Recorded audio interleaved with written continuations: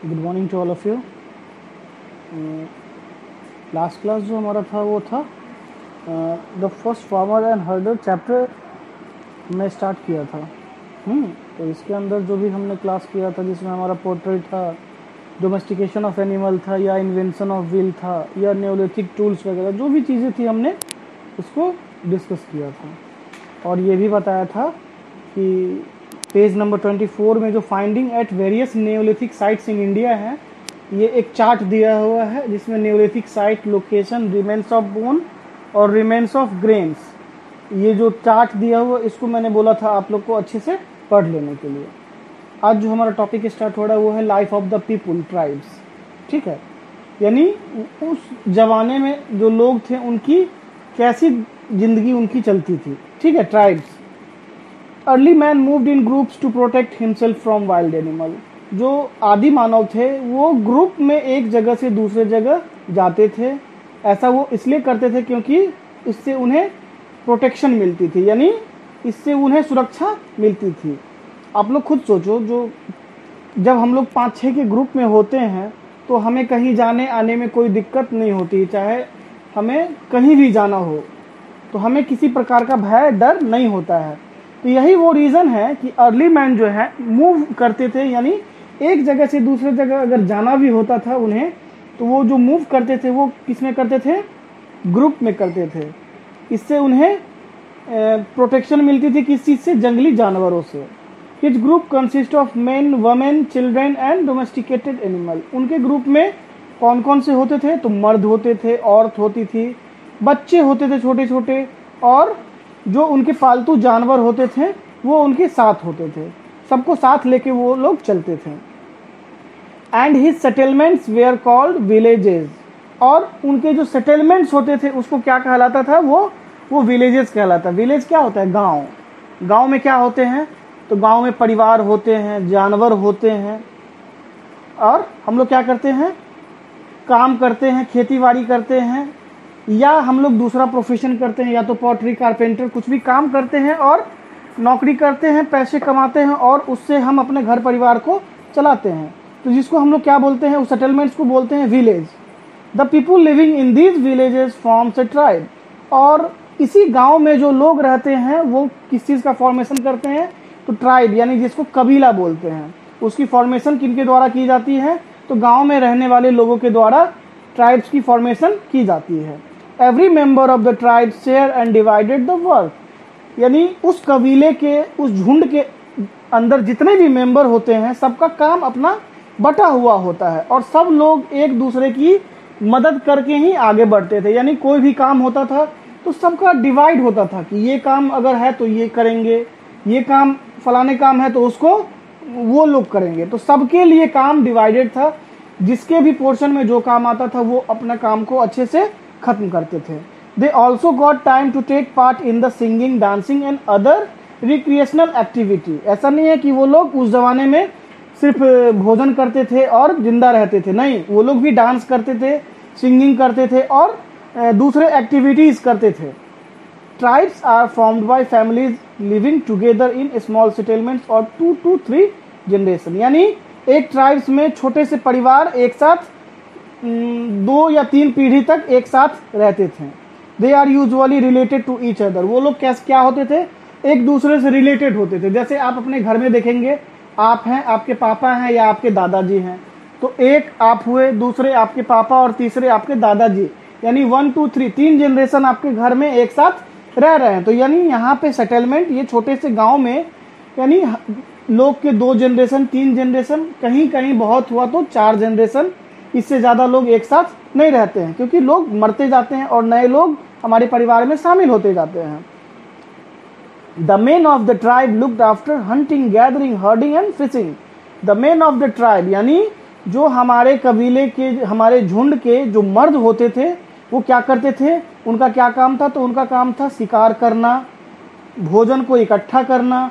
Herding, herding का मतलब होता है चराना। जानवरों को जो हम पालते हैं उनको भोजन के लिए, हरे चारे के लिए उनको एक जगह से दूसरे जगह चराने ले जाते थे। और मछली पकड़ना, ये काम किसका होता था? तो हमारे परिवार, हमारे समाज के जो मर्द होते थे उनका ये काम होता था। The women did most of the agriculture work, और जितने भी एग्रीकल्चर खेती बाड़ी से रिलेटेड जो भी काम होता था वो कौन करती थी? तो हमारे परिवार की जो औरतें होती थी, मम्मी हुई, चाची हुई, बुआ हुई, दादी हुई, ये एग्रीकल्चर वर्क से रिलेटेड जो भी काम होता था वो करती थी। घर की सफाई, भोजन करना, बच्चे को पालना, ये सब काम घर की औरतें करती थी। They prepared food, look after the plants and harvested grain, यानी दे प्रिपेयर फूड, वो घर में जितने भी परिवार के सदस्य हैं उनके लिए भोजन पकाती हैं। लुक्ड आफ्टर द प्लांट्स, यानी जो पौधे हैं, पेड़ हैं, उनकी देखभाल करती हैं। और जो ग्रेन होते हैं उनको हार्वेस्ट करते हैं। हार्वेस्ट करने का मतलब जब हमारा अनाज पक जाता है यानी तैयार हो जाता है तो उसको खेत से हम लोग काट के उसको अपने घर लाते हैं, तैयार करते हैं। तो ये सब काम किसका? घर की औरतों का होता था। Both men and women looked after the animals, और परिवार की मर्द और औरत दोनों मिलके किसका देखभाल करते थे? तो जानवरों का देखभाल। मान लीजिए सुबह घर का कोई मर्द है, लड़का है, वो अपने जानवरों को लेके किसी फील्ड की ओर चला गया उनको चराने के लिए, दिन भर चरा के लाया घर पे, उसको बांध दिया। अब औरतों का काम रहा उसको दूध उससे निकालना या फिर से उनको चारा देना, खाना देना, उनकी साफ सफाई, ये सब दोनों मिल के करते थे। ठीक है, तो अभी हमने देखा life of the people, tribes, कबीले के अंदर लोगों का काम कैसे डिवाइड था, लोग कैसे एक दूसरे के साथ मिलके अपना काम करते थे। अब हमारा नेक्स्ट टॉपिक है आर्कियोलॉजिकल एविडेंस। एविडेंस का मतलब प्रूफ, सबूत, और आर्कियोलॉजिकल का मतलब तो समझ ही रहे हैं। जैसा कि लास्ट क्लास हमने बताया था, आर्कियोलॉजिकल साइट्स वो साइट्स होते हैं जहाँ पे खुदाई करते हैं, और खुदाई में हमें पुराने समय में यूज की जाने वाली वस्तुएं हमें मिलती हैं, जिसमें सिक्के होते हैं, अनाज होते हैं, मरे हुए लोगों के अवशेष होते हैं, हड्डियां होती हैं, बहुत सारी चीज़ें होती हैं। The first neolithic site to be discovered in India was Burzahom in Kashmir, और इंडिया में सबसे पहला न्यूलिथिक साइट जो है वो खोजा गया था, वो कहाँ था? कश्मीर के बुरजोहम में। Unlike our present day homes which are above the ground level, these houses were below the ground, यानी unlike our present day homes, यानी जैसा कि अभी हम लोग का जो घर है जिसमें हम लोग रहते हैं, which are above the ground level, जो जमीन से बहुत बहुत ऊंचे होते हैं। These houses were below the ground, और ये जो घर थे जो खुदाई में मिले वो जमीन से नीचे होते थे। The people dug pits into the ground with the help of stone tools, उस जमाने में लोग स्टोन टूल्स, पत्थर से बने औजार की मदद से जमीन में बड़ा सा गड्ढा खोदते थे, गड्ढा करते थे। The pits were narrow at the top and the wide at the base, यानी जमीन की तरफ यानी ऊपर में वो गड्ढा कैसा होता था?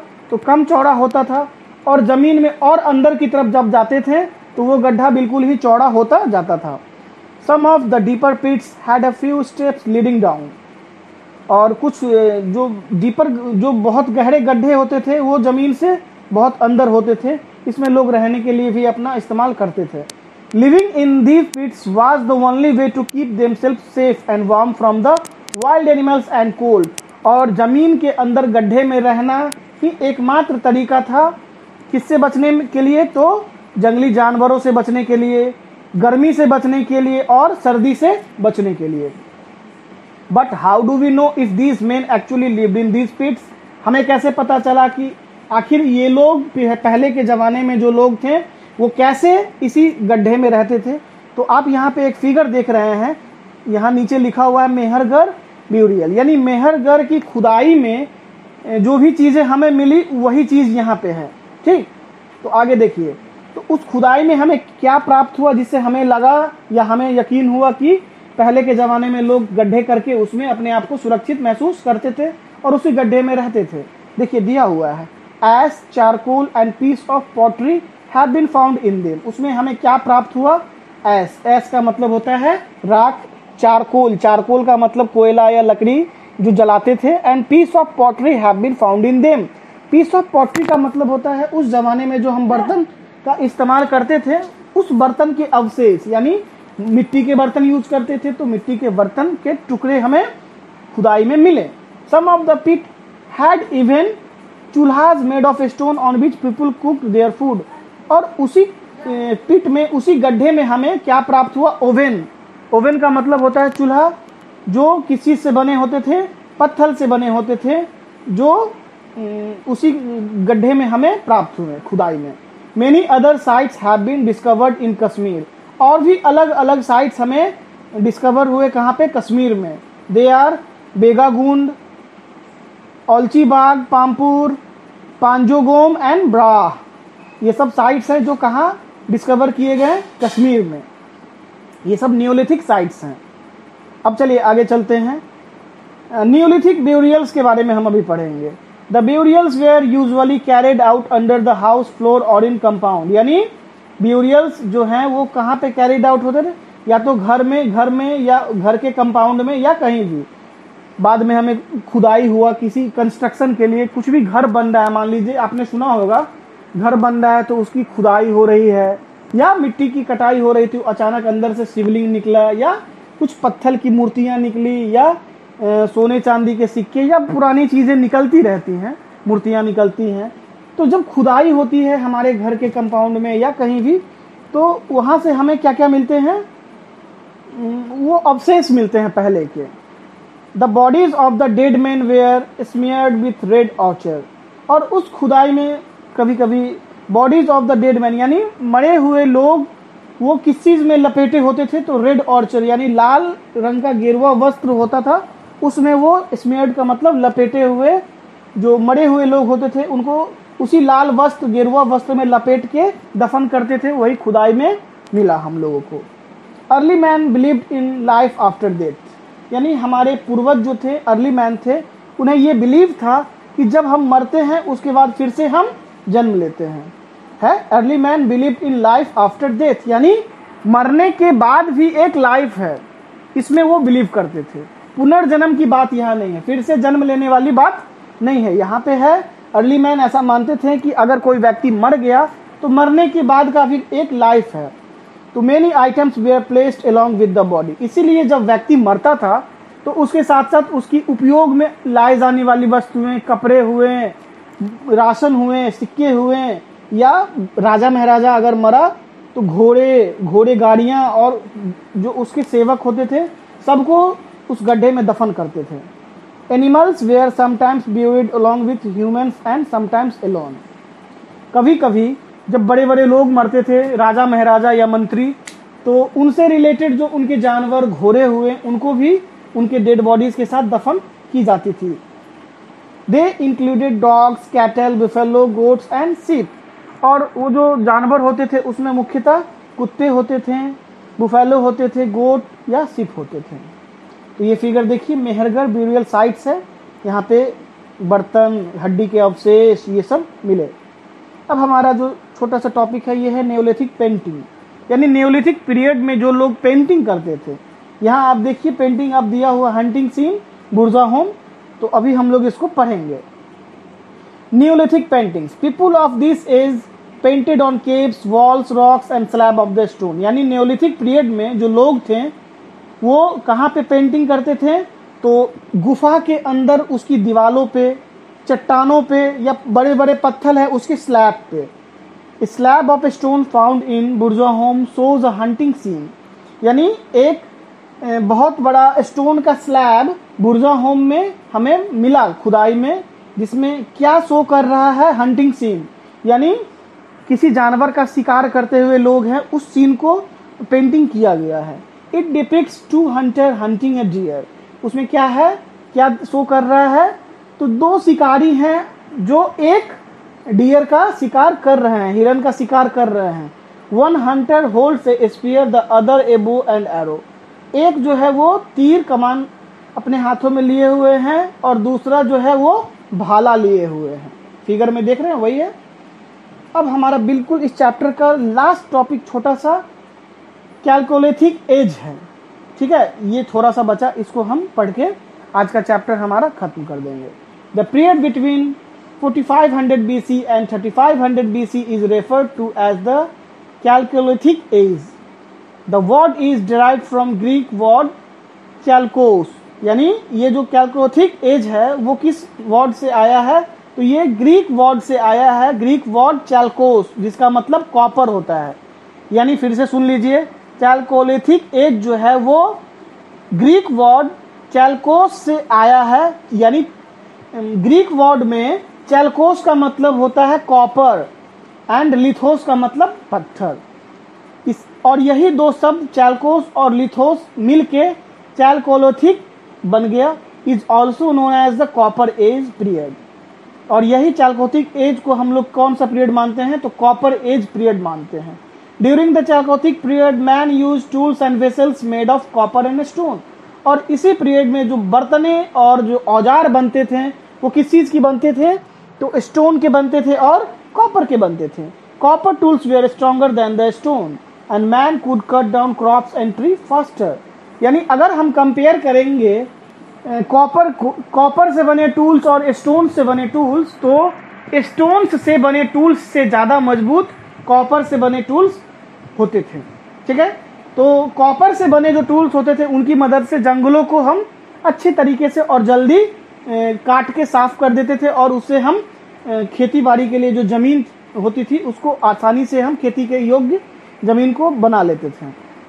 Other objects found in copper were bangles, beads, earrings, finger rings, fish hooks ETC. और भी अलग सामान है जो हमें चैल्कोलिथिक पीरियड के हमें प्राप्त हुए। उसमें क्या क्या चीजें थी, तो कॉपर से बने, तांबा से बने बैंगल चूड़ी, बियर्ड्स, ईयर रिंग्स कान में पहनने वाले ईयर रिंग्स, फिंगर रिंग्स जो हाथों में अंगूठी पहनते हैं, और मछली पकड़ने के लिए जो एक हुक का इस्तेमाल करते हैं वो हुक भी हमें कॉपर से बने मिले। यहाँ पे एक फिगर देखिए, पॉट इन चैल्कोलिथिक पीरियड, यानी चैल्कोलिथिक पीरियड में जो पॉट है एक मिट्टी का बना आपको पॉट नजर आ रहा है जिसमें डिजाइन बनाए हुए हैं। ठीक है, तो इसी तरीके से आज हमारा ये चैप्टर खत्म हो गया। केस स्टडी है कि आप लोग मेहरगढ़ और द नॉर्थ ईस्ट है इसको खुद से पढ़ेंगे, पॉइंट्स टू रिमेंबर को खुद से पढ़ेंगे, और ये आपका पेज नंबर 26 और 27 में कुछ क्वेश्चन है उसको आप लोग डील करेंगे। कुछ क्वेश्चन अगर नहीं समझ आएंगे तो आप लोग हमें बताएंगे। ओके, आज की